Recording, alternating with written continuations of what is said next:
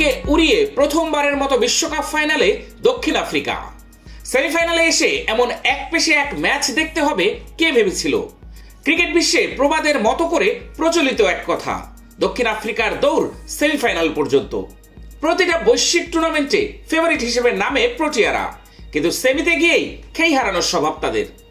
তার উপর এবারের প্রতিপক্ষ টুর্নামেন্টের বেসার প্রাইজ প্যাকেজ আফগানিস্তান।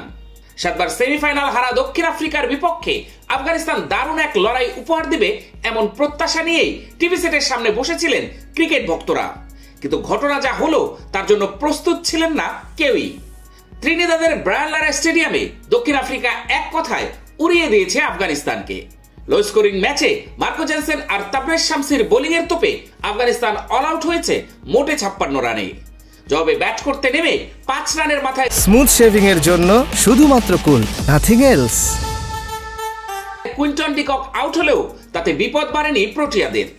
হেসে খেলেই নির্ধারিত লক্ষ্যে গিয়েছে তারা। 9 উইকেটের এক জয়ে প্রথমবারের মতো বিশ্বকাপের ফাইনালে গেল প্রোটিয়ারা। লক্ষ্য কেবল 57 রান।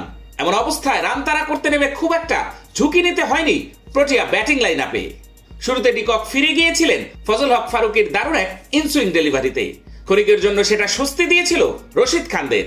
এরপরে এডেন মার্করামকেও ফেরাতে পারতেন তারা, তবে মার্করামের ব্যাট ছুঁয়ে গুরবাজের হাতে বল জমা পড়লেও রিভিউ নেয়নি তারা। আফগানিস্তান ম্যাচের সুযোগ পেয়েছে ওই পর্যন্তই। এরপর থেকে আর কোনো প্রকার ভুল করেনি মার্করাম ও রিজা হেন্ড্রিক্স।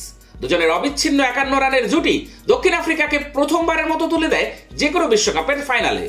নিজেদের 8ম সেমিফাইনাল ম্যাচে এসে এমন সাফল্য পেল প্রোটিয়ারা। 67 বল বাকি থাকতেই ফাইনাল নিশ্চিত করলো তারা। এর আগে আফগানিস্তানের ব্যাটাররা দাঁড়াতেই পারেনি প্রোটিয়া বোলারদের সামনে। আজমতুল্লাহ ওমরজাই সর্বোচ্চ 10 রান করেছিলেন, আর কোনো ব্যাটারি 2 অঙ্কের ঘর স্পর্শ করতে পারেনি। এই ম্যাচে রহমানুল্লাহ গুরবাজ 0, গুলবাদিন নায়েব 9, ইব্রাহিম জাদরান 2, মোহাম্মদ নবী 0 একে একে আউট হতে থাকেন। নাঙ্গিয়ালে আখারত 7 বলে করেন 2 রান। আজমতুল্লাহ ওমরজাই 10, করিম জানা 13 বলে 8 রান করে আউট হন। রশিদ খান 8 বলে 2 বাউন্ডারিতে 8 রান করে নরকিয়ার বলে বোল্ড হয়ে যান। নূর আহমেদ আউট হন কোনো রান না করে। সর্বশেষ নবীনুল হক এলবিডব্লিউ আউট হতেই শেষ হয়ে যায় আফগানদের ফাইনালের স্বপ্ন।